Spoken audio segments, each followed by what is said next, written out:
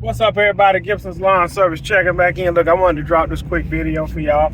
If you ever jump on a job and you underbid the job and you price it wrong and it takes longer than you anticipated, go through with it. Finish the project. Use that as tuition for learning.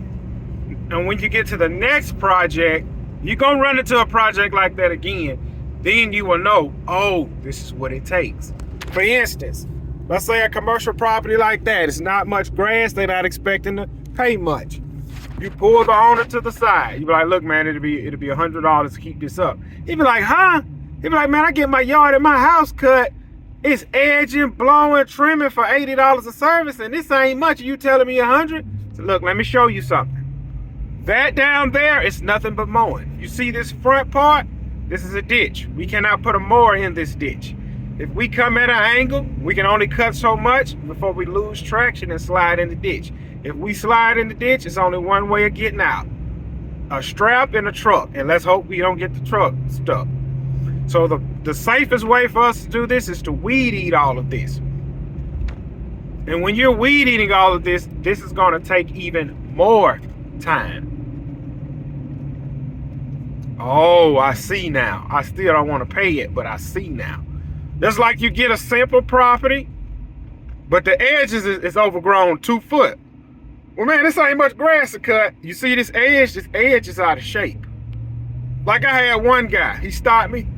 He said, hey man, what you charging, man, to get all this edge? I said, well, man, honestly, I can charge you $100. I said, but look, while I'm cutting this property, you can use my edger and you go ahead and edge it.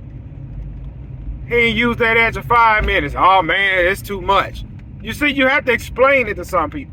Some people are willing to listen, but they still not willing to pay. You have to go with your value. Even when it's not if you make a mistake, it's when you make a mistake. Learn from it and move on. Don't get upset.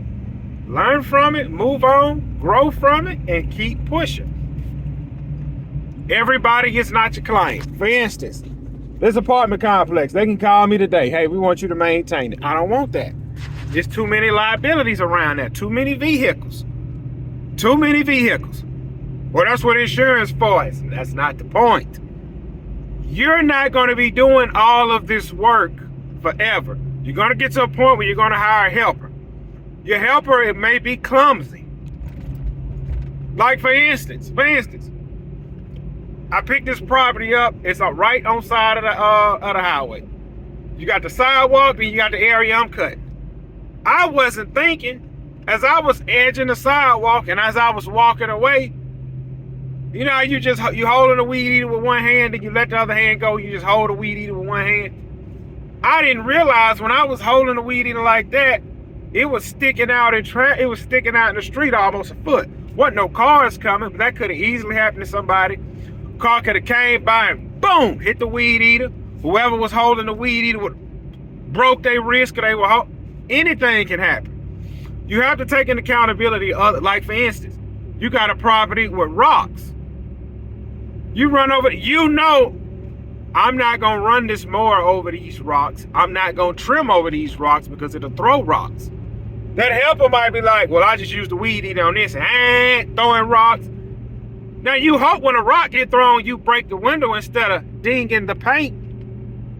You understand what I'm saying? It's a way to run your business. Everybody is not your client. Get the ones you can get, and the ones you can't, screw them.